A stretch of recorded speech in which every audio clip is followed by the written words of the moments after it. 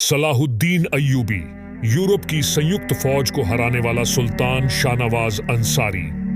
जून 20, 2021। इतिहास के पन्नों से वो न सिर्फ इस्लाम के इतिहास में बल्कि दुनिया के इतिहास के मशहूर तरीन फातहीन व हुक्मरानों में से एक हैं। वो 1137 ईस्वी में मौजूदा इराक के शहर तकरियत में पैदा हुए। उनकी ज़ेर क़यादत अय्यूबी सल्तनत में मिस्र, शाम, यमन, इराक, हजाज और दयार बाकर पर हुकूमत की सलाहुद्दीन अय्यूबी की बहादुरी, जुरत, हुस्न का हल्क, सखावत और बर्दबारी के बास न सिर्फ मुसलमान बल्कि ईसाई भी इज्जत की निगाह से देखते हैं। सलाहुद्दीन अय्यूबी ने 2 अक्टूबर 1147 ईस्वी को यूरोप की संयुक्त फौज को इबरतनाक शिकस्त देकर बैतुल मुकद्दस को उनसे आजाद करवा लिया था। सुल्तान सलाहुद्दीन अय्यूबी नस्लन कुर्द थे और 1147 ईस्वी में तकरियत कुर्दिस्तान के उस हिस्से में पैदा हुए जो अब इराक में शामिल है। शुरू में वो सुल्तान नूरुद्दीन जंगी के यहाँ एक फौजी अफसर थे। मिस्र को फतह करने वाली फौज में सुल्तान सलाहुद्दीन अय्यूबी भी मौजूद थे और उसके सिपह सालार शेरकुह सलाहुद्दीन अय्यूबी के चाचा थे। मिस्र फतह हो जाने के बाद सलाहुद्दीन अय्यूबी को 500 से कोर हिजरी में मिस्र का हाकिम मुकर्रर कर दिया गया। उस जमाने में 568 हिजरी में उन्होंने यमन भी फतह कर लिया था। नूरुद्दीन जंगी के इंतकाल के बाद सलाहुद्दीन अय्यूबी हुक्मरानी पर काबिज हुए। सुल्तान सलाहुद्दीन अय्यूबी अपने कारनामों में नूरुद्दीन जंगी पर भी बाजी ले गए। उनमें संघर्ष का जज्बा कूट कूट कर भरा हुआ था और बैतुल मुकद्दस, मस्जिद ए अक्सा, यरूशलेम की फतेह उनकी सबसे बड़ी ख्वाहिश थी। मिस्र के बाद सलाहुद्दीन अय्यूबी ने 1132 ईस्वी तक शाम, मोसुल, हलब वगैरह फतह करके अपनी सल्तनत में शामिल कर ली थे। उस दौरान में सलीबी सरदार रेनो के साथ 4 साला मुआहदा हो चुका था, जिसकी वजह से दोनों एक दूसरे की मदद करने के पाबंद थे।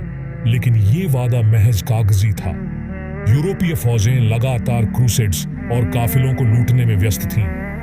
1146 ईस्वी में क्रूसेडर्स के एक ऐसे ही हमले में रेनॉल ने यह कोशिश की कि बहुत से दीगर ईसाई फौजों के साथ मदीना मुनव्वरा पर हमला की गरज से हजाज मुकद्दस पर हमलावर हुए।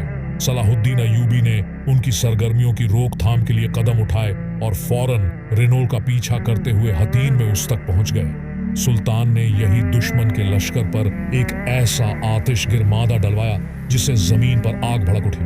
चुनांचे उस आतिश के माहौल में 4 जुलाई 1147 ईस्वी को हतीन के मुकाम पर तारीख के खौफनाक तरीन जंग का आगाज हुआ। उस जंग के नतीजा में 3,000 क्रूसेडर्स की मारे गए और उतने ही कैदी बना लिए गए। रेनॉल गिरफ्तार हुआ और सुल्तान सलाहुद्दीन अय्यूबी ने अपने हाथ से उसका सर कलम किया। उस जंग के बाद इस्लामी फौज ईसाई इलाकों पर छा गई। हतीन की फतेह के बाद सलाहुद्दीन अय्यूबी ने बैतुल मुकद्दस की तरफ रुख किया। 1 हफ्ता तक खूंरेज जंग के बाद मसीहियों ने हथियार डाल दिए और रहम की दरख्वास्त की। 2 अक्टूबर 1187 को बरोज जुमा बैतुल मुकद्दस 88 साल बाद दोबारा मुसलमानों के कब्जे में आया और तमाम फलस्तीन से ईसाई हुकूमत का खात्मा हो गया।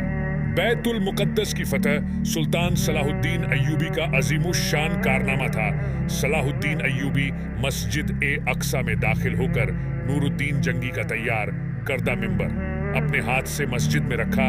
इस तरह नूरुद्दीन जंगी की ख्वाहिश सुल्तान सलाहुद्दीन अय्यूबी के हाथों पूरी हुई। सुल्तान सलाहुद्दीन अय्यूबी ने बैतुल मुकद्दस में दाखिल होकर वह मजालिम नहीं की है जो उस शहर पर कब्जे के वक्त मसीही फौजियों ने किए थे। सलाहुद्दीन अय्यूबी ने एक मिसाल फातेह की हैसियत से बैतुल मुकद्दस में दाखिल हुए। उन्होंने ज़ार फिदिया लेकर हर मसीही को अमान दे दी और जो गरीब फिदिया नहीं अदा कर सके उनके फिदिये की रकम सलाहुद्दीन अय्यूबी के भाई मलिक आदिल ने खुद अदा किए। बैतुल मुकद्दस पर फतह के साथ यरूशलेम कि वो मसीही हुकूमत भी खत्म हो गई जो फलस्तीन में 599 ईस्वी से कायम थी। उसके बाद जल्द ही सारा फिलिस्तीन मुस्लिमों के कब्जे में आ गया। बैतुल मुकद्दस पर तकरीबन 761 साल मुसलसल मुस्लिमों का कब्जा रहा। फिर 1948 ईस्वी में अमेरिका, बरतानिया, फ्रांस की साजिश से फलस्तीन के इलाका में यहूदी सल्तनत कायम की गई और बैतुल मुकद्दस का नस्फ हिस्सा यहूदियों के कब्जे में चला गया। 1957 ईस्वी के अरब इजराइल जंग में بیت المقدس پر اسرائیلیوں نے قبضہ کر لیا۔ جب بیت المقدس کی خبر یورپ پہنچی تو سارے یورپ میں کوہرام برپا ہو گیا۔ ہر طرف لڑائی کی تیاریاں ہونے لگی۔ جرمنی، اٹلی، فرانس اور انگلینڈ سے فوج پر فوج روانہ ہونے لگی۔ انگلینڈ کا بادشاہ رچرڈ، جو اپنی بہادری کی وجہ سے شیر دل مشہور تھا، اور فرانس کا بادشاہ فلپ اگسٹس اپنی اپنی فوج لے کر فلسطین پہنچے۔ یورپ کی اس فوج کی تعداد 6 لاکھ تھی۔ جرمنی کا بادشاہ فریڈرک باربروسا بھی اس مہم میں ان کے ساتھ تھا۔ مسیحی دنیا نے اس قدر لاتعداد فوج ابھی تک فراہم نہ کی تھی۔ یہ عظیم الشان لشکر یورپ سے روانہ ہوا اور عکا بندرگاہ کا محاصرہ کر لیا، اگرچہ سلطان صلاح الدین ایوبی نے تنہا عکا کی حفاظت کے تمام انتظامات مکمل کر لی تھے، لیکن صلیبیوں کو یورپ سے مسلسل کمک پہنچ رہی تھی۔ ایک مارکا میں 10,000 مسیحی قتل ہوئے، مگر صلیبیوں نے محاصرہ جاری رکھا۔